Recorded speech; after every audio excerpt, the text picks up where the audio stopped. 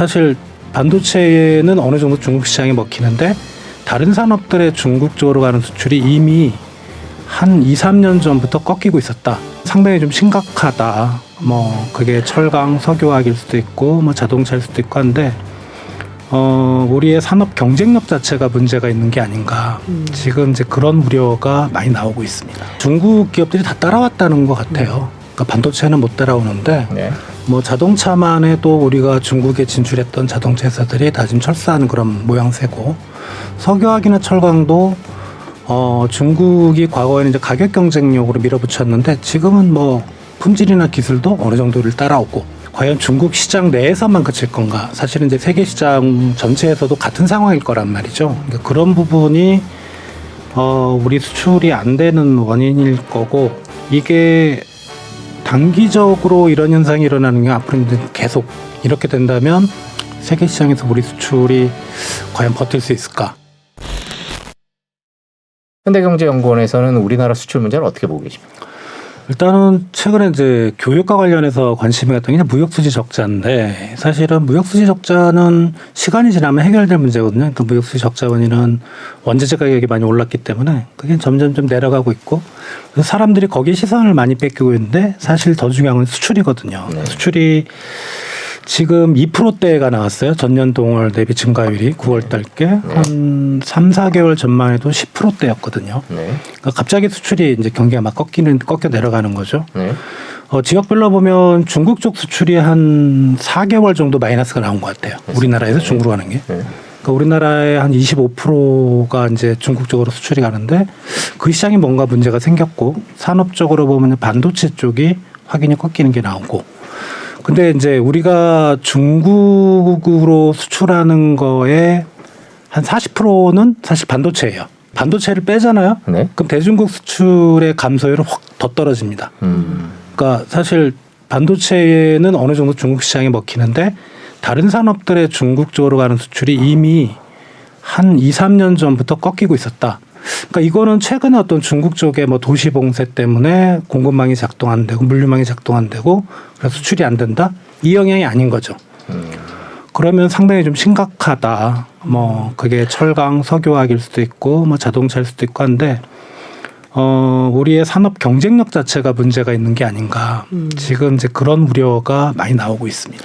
말씀하신 그 2%대라는 거는 거의 볼 수 없었던 수치였다고 생각이 되는데, 네. 항상 그 2, 3점부터 꺾어오긴 했지만 그래도 중국 수출을 어느 정도 견조한 그 볼륨은 유지를 하고 있었잖아요. 네. 그렇게 본다면 이번에 이렇게 올해 내내 이렇게 하락하는 것은 그 산업 경쟁력 측면에서의 문제, 그리고 봉쇄에 따른 영향, 이게 이제 복합적일 텐데, 그 경쟁력 부분에 대해서 좀 짚어봤으면 좋겠어요. 봉쇄하면 우리 변수가 아니라고 네. 하니까. 네. 어떤 부분이 가장 좀 문제로 보십니까? 일단은 중국 기업들이 다 따라왔다는 것 같아요. 그러니까 반도체는 못 따라오는데 네. 자동차만 해도 우리가 중국에 진출했던 자동차 회사들이 다 지금 철수하는 그런 모양새고, 석유화학이나 철강도 중국이 과거에는 이제 가격 경쟁력으로 밀어붙였는데 지금은 품질이나 기술도 어느 정도를 따라오고, 그러니까 굳이 우리나라 제품을 지금 쓸 이유가 없는 거죠. 그게 과연 중국 시장 내에서만 그칠 건가? 사실은 이제 세계 시장 전체에서도 같은 상황일 거란 말이죠. 그러니까 그런 부분이 우리 수출이 안 되는 원인일 거고, 이게 단기적으로 이런 현상이 일어나는 게 앞으로 이제 계속 이렇게 된다면 세계 시장에서 우리 수출이 과연 버틸 수 있을까? 반도체, 2차 전지율은 잘 나가는 건 몇 개 빼놓고는 그런 부분이 상당히 우려가 됩니다. 사실 소비재는 우리가 이제 질이 조금 더 우월하다 이런 네. 기본적인 인식도 있었는데, 최근에 보면 국내 이제 화장품 업체들이 이제 중국 수출 줄으면서 이제 막혔다, 굉장히 네. 어려움 겪고 있다 이런 기사를 또 접했는데, 소비재 부분은 어떻게 보세요? 소비재 한창 붐이 일었었죠. 화장품 이런 걸로. 그래서 근데 왠지 요새 이제 한국산 소비재에 대한 중국 시장에서 선호도가 좀 떨어지는 느낌? 좀 중국 정부의 의도적인 부분이 있지 않을까라는 생각도 좀 들고, 네. 최근에 왜냐하면 한류가 또 붐이 일었잖아요. 그러면 이제 중국 내에서도 한류에 대한 그런 소비 욕구, 문화, 그다음에 소비재에 대한 소비 욕구가 있을 텐데 그런 느낌도 좀 들긴 들어요. 중국 당대회 시작됐잖아요. 네네. 우리가 주목할 만한 뭐 특별히 그런 것들이 좀 있을까요? 보고 계신 게 있을까요? 지금 꼭 우리나라와 영향이라기보다 한 두 가지 정도를 봐야 되는데 이제 도시봉쇄 제로 코로나 이걸 계속 유지할 건가? 네. 사실 우리 기업들 입장에서는 지금 제로 코로나 정책이 상당히 좀 부담이에요. 그렇죠. 이게 봉쇄를 해서 확진자 수를 줄일 수 있지만 언젠가 또 풀어야 되고 그럼 또 확진자 수가 늘 거고 다시 또 봉쇄라고 그러니까 이런 사이클이 반복되면 우리 기업들이 중국 시장에서 뭔가 활동하기가 상당히 곤란하거든요. 네. 수출도 안 되고. 그래서 제로 코로나를 포기하고 그냥 엔데믹이라 그러죠. 위드 코로나로 네. 할 건가. 그게 상당히 중요한 것 같고 또 하나는 중국이 이제 부동산 시장에 대한 중국 정부의 관점. 그러니까 네. 지금 시진핑이 장기 집권을 하려면 사실 좀 경제가 안정이 돼야 되는데 지금 핵심은 이제 부동산 시장이거든요. 상당히 지표들이 오히려 지금 중국의 부동산 지표 나오는 것들이 글로벌 금융위기 때보다 더 안 좋은 것 같아요.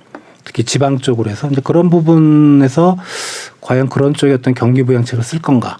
그러니까 중국 경제가 어느 정도 성장률을 유지해야 사실은 우리도 거기에 좀 덕을 보고 있거든요. 그래서 그런 부분이 과연 이번에 나올까라는 건데 아직은 경제적인 이슈는 크게 뭐 나오는 얘기는 없어요. 주로 정치적인 이슈 같아요. 네. 조금 더 지켜봐야 되겠군요. 네. 그 수출 수지 말씀하셨는데 지금 이제 경상수지 적자까지 나온 상태인데 요 네. 뭐 컨셉 개념에 대해서 그러니까 무역 수지 적자가 누적되면서 이제 경상수지 적자로 이어지는 뭐 그 차이, 그러니까 다른 점에 대해서 일단 좀 설명을 해주신다면요. 무역 수지는 이제 우리가 만질 수 있는 거, 그러니까 뭐죠? 상품이죠, 상품. 네. 예, 상품만이고 경상수지는 서비스 수지도 들어간다. 예를 들어 뭐 우리가 뭐 어떤 음원을 뭐 이런 잘 나가는 BTS 같은 음원을 수출했을 때 우리가 돈을 받는 거, 그리고 외국 관광객이 우리나라에 들어오면 우리가 그걸 돈을 받는 거, 그런 서비스 수지까지 다 들어가고 또 소득 수지라 그래서 밖에서 일한 사람들이 뭐 벌어들인 돈을 이제 송금하고 이런 것도 있고요. 그래서 근데 뭐 소득이나 투자 수지 이런 것들은 좀 작은 편이고 상품하고 서비스가 제일 크고 보통은 서비스는 우리가 항상 이제 만성적인 적자국이었는데 최근에 좀 바뀌었어요. 한류 때문에. 그렇기 때문에. 그래서 그런 부분은 괜찮은데 상품 쪽에 적자가 크다 보니까 이게 이제 경상수지 쪽으로 그대로 올라가는 거죠. 네. 지금 8월에 이제 경상수지 적자가 이제 2년 4개월 만에 최대 폭을 기록을 하고 그래서 이 경상수지 적자를 지금 말씀하신 것처럼 좀 무형의 이런 부분이 나아지고 있음에도 네. 이제 이렇게 적자로 돌아선 것을 보고 굉장히 좀 부정적으로 전망을 보기도 하거든요. 이 내년 전망은 어떻게 보세요?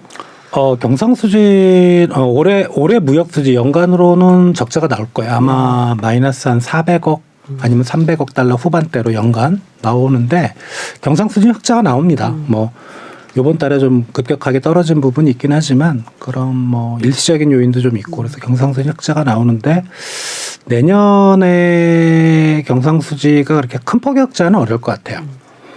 그렇다고 이제 내년에 우리 무역수지가 적자가 나온다는 얘기는 아닌데 최근에 이제 원자재 가격이 좀 떨어지면서 적자 폭이 많이 줄고 있고 내년 언젠가는 흑자로 돌 텐데 문제는 앞에서 말씀드렸던 수출이 안 되잖아요, 그죠? 예. 수출이 안 되면 이제 흑자 폭은 좀 줄 가능성이 있습니다. 네. 그래서 뭐 내년에 무역 수지가 흑자로 돌아서겠지만 그렇게 생각만큼 큰 폭의 흑자는 좀 어렵지 않을까. 네. 중국이 이제 최대 국가고 미국, 유럽. 미국은 뭐 소비 내수시장이 괜찮다고는 하는데 유럽이 또 이제 굉장히 네. 혹독한 그런 시즌을 보낼 것 같은데 그렇게 보면 정부는 뭐 일시적인 현상이다, 나아질 거다 하는데 꼭 그런 좀 전망도 어렵겠어요. 유럽 쪽이요. 네. 유럽 쪽은 일단은 푸틴이 마음을 먹어야 되는데 네. 철군을 해야 되는데 그럴 것 같지는 않고 지금 뭐 군 병력을 더 이제 동원하고 있죠. 그래서 좀 장기화될 것 같고요. 그쪽은 소비 심리가 뭐 최악입니다. 그 CSI를 보면은 그리고 소매 판매나 이런 것도 상당히 좀 안 좋고 그쪽은 올해 내년 상당히 좀 안 좋을 걸로 생각이 되고요. 그리고 앞서서 이제 미국 말씀하셨는데 어젠가 그제 나온 소매 판매가 상당히 좀 지표가 안 좋습니다. 소비 심리도 안 좋고 미국도 뭔지 모르겠지만은 최근에 또 소비가 좀 안 되는 그런 모습을 좀 보이고 있어서 이게 이제 세계 경제 자체를 이제 나쁘게밖에는 못 본다. 왜냐하면 중국도 말씀드렸고 미국 안 좋고 유럽 안 좋고 그럼 남아 있는 곳이 없잖아요. 그래서 세계 경제는 앞으로 좀 힘든 쪽으로 가는 건 분명히 보인다 이렇게 생각이 됩니다. 그렇게 되면 우리 입장에서도 우리 수출 비중을 생각할 때는 뭐 좋은 기대를 하기는 어려운 거 아닌가라는 생각도 드는데요. 네, 그러니까 수출은 뭐 세계 경제가 괜찮아야 뭐 바깥에 외국인들이 자기네 주머니 사정이 좋아야 우리 물건을 사주잖아요. 그러니까 우리 수출 경기도 분명히 안 좋을 거로 생각이 되고요. 아마 뭐 개인적인 의견이지만 올해 연말이나 내년 초 들어가면은 우리 수출이 마이너스가 나올 것 같아요. 증가율이. 아, 증가율이요? 예, 증가율 마이너스 나올 수밖에 없을 것 같고 지금 보면 올해 상반기에 좋았던 건 사실 수출 물량은 거의 안 늘었는데 수출 단가가 올라서 그랬었거든요. 단가 오른 게 원자재 가격이 오르면 그게 이제 최종 제품 가격에 반영이 되니까 그 효과가 컸는데 그게 단가 효과가 최근에 다 사라지고 있어요. 그러니까 원자재 가격 떨어지고 네. 뭐 세계 시장의 수요 자체가 위축이 되니까 점점점 줄고 물량은 9월 달에도 마이너스가 나온 것 같고 제 기억으로는. 그러면 단가 효과도 없고 물량도 마이너스면 그 단가 곱하기 물량이 수출액 증가율이거든요. 마이너스가 되는 거죠. 환율에 따른 영향, 뭐 혹자는 옛날만큼 아니다, 또 아니다, 그래도 있다.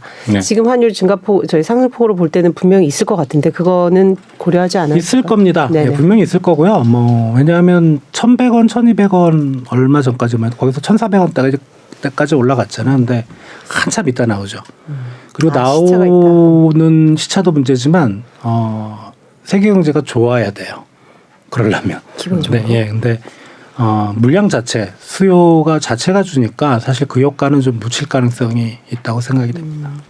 그렇죠. 수요가 있어야 서로 막 가격 가지고 내가 더 싸다, 내가 더 비싸다 이렇게 할 텐데 그 자체가 이제 좀 바닥인 그런. 그래서 우리 OECD도 이제 내년 성장률 하향 조정하고 했는데 지금 내년 올해랑 내년 그 뭐 좀 전망치를 어떻게 보세요? 세계 경제는 올해 IMF 최근에 전망 IMF죠. 네, 네. IMF나 OECD나 비슷할 겁니다. 아무튼 뭐 경제 성장률 올해 3.2, 그러니까 작년에 6.0으로 봤었거든요. 6.0은 좀 반등 효과도 있었어요. 그 전에가 이제 마이너스였기 때문에 올해 3.2, 내년에 2.8, 아니 2.7 이렇게 떨어지는 걸로. 그래서 그 떨어뜨리는 힘은 이제 주로 선진국을 중심으로 해서 떨어질 거다. IMF 그렇게 전망을 하고 있고요. 한 가지 또 이제 IMF의 보고서를 읽어보면 뭐 그런 문구들이 나옵니다. 미국의 고금리 정책이 세계 경제 성장률을 떨어뜨리는 요인으로 작용할 것 같다. 네. 근데 작용할 것 같지만 뭐 그 금리 인상 기조를 바꿔서는 안 된다. 또 이런 얘기도 하고 있고 참 모순된 얘기죠. 그렇죠. 네. 지금 우리 경제 얘기를 계속 하고 있는데 반도체 얘기 잠깐만 좀 여쭤. 네. 아까 어떻게 중국 얘기를 하셨는데 지금 우리나라 반도체는 상황이 어떤 건가요? 일단 TSMC에 뒤졌다는 얘기가 나오거든요. 그러니까 네. TSMC는 파운드리라 그래서 이제 주문형 반도체죠. 그러니까 우리 삼성전자나 SK 하이닉스 쪽은 이제 메모리 반도체 주문형이 아니고 그냥 자체 상품으로 하는 거서 세계 이제 반도체 시장의 추세가 이제 파운드리 쪽으로 넘어가다 보니까 밀렸다 이런 얘기가 나오는데 일단 세계 반도체 시장은 좀 우울합니다. 전반적으로 보면 이제는 세계 경제가 내려가는 게 분명하면 반도체를 구매하는 건 개인이 구매할 리는 없죠. 그렇죠. 예. 그러니까 글로벌 IT 기업들이 반도체를 구매하는데 지금 다 투자를 취소하고 있어요. 세계 경제 전망이 워낙 어둡다 보니까 그럼 이제 우리 반도체에 대한 수요도 나빠질 거고. 다만 이제 파운드리 쪽은 조금 이제 그 주문형이라 뭐 이미 계약된 거 뭐 이런 물량들이 있어서 TSMC가 이제 우리나라 반도체 업계를 넘어선 걸로 그렇게 보이고. 대만 반도체 기업인 이제 TSMC가 성장한 배경에는 대만 정부의 좀 적극적인 지원이 있었다. 그래서 우리도 우리 반도체 산업을 키우기 위해서 이제 국회에 계류 중인 법안들이 있는 것 같아요. 반도체 육성하는 법안이 있는데 그게 지금 아직도 이제 뭐 소위를 심사 통과도 못했고 그래서 그 야당에서는 이제 그게 아무래도 이제 우리 반도체 기업들이라면 잘 나가는 기업이잖아요. 네. 그러니까 부자 감세 뭐 이렇게 되는 거죠. 뭐 보통 그게 반도체 대만에서 했던 게 뭐 연구개발 투자에 대한 뭐 특례, 그러니까 조세, 감세 정책 뭐 이런 것들인데 과연 그렇게 해줄 필요가 있느냐 우리 야당에서는 그렇게 얘기를 하고 있어서 지금 계속 국회에서는 헛돌고 있는데 불안합니다. TSMC에 뺏길까봐 이게 일시적인 거냐 아니면은 정말 완전 이제 우리가 2등으로 내려가는 거냐 이제 그런 부분이 좀 있습니다. 삼성전자 과연 위기론을 끊임없이 강조하면서도 그만큼의 그 혁신적인 투자 그리고 파운드리에 대한 그 약속 이런 것들이 진행이 됐는가 이런 부분에 대해서는 의문을 제기할 수밖에 없거든요. 사실 수율에 대한 문제 제기도 꾸준히 나왔었고요. 예. 삼성전자에 대해서는 어떻게 보세요? 파운드 쪽을 넓혀가려고는 분명히 노력을 하는 건 맞는데 핵심은 거긴 아닌 것 같아요. 그러니까 나노 경쟁이죠. 뭐 3나노에서 근데 최근에 개발한 게 아직 수율이 안 나오고 있다 그래요. 예, 그래서 그 부분이 아직 뭔가 수율 맞추기가 되게 어렵나 봐요. 점점 내려갈수록. 그렇죠. 그러니까 그 부분이 좀 실적에 반영이 안 되는 것 같고 세계적인 추세는 분명히 파운드리입니다. 네. 예. 그게 분명 왜냐하면 이제 IT 기기들이 많이 특성화가 됐거든요. 스마트폰이라든지 거기 맞춰서 이제 들어가야 되는데 그러니까 좀 전략이 좀 바뀌어야 될 부분은 분명히 있어 보이긴 합니다. 네.